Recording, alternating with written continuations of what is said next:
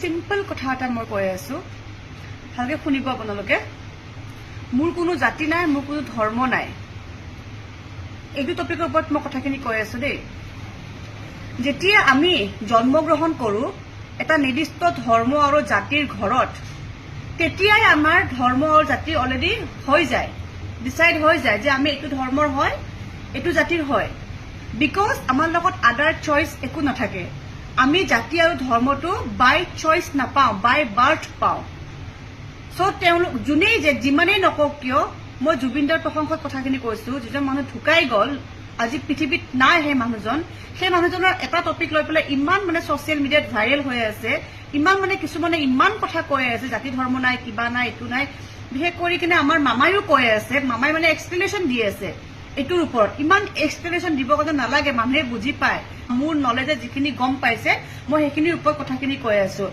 জুবিন দাই ভাল কৰি পেলাই গম পাইছিলে যে জাতি ধৰ্মতকে ওপৰত হ'ল মানৱ ধৰ্ম, কৰ্মৰ ধৰ্ম। তেওঁ ভালদৰে নিৰীক্ষণ কৰিছিলে আৰু তেওঁ গম পাইছিলে।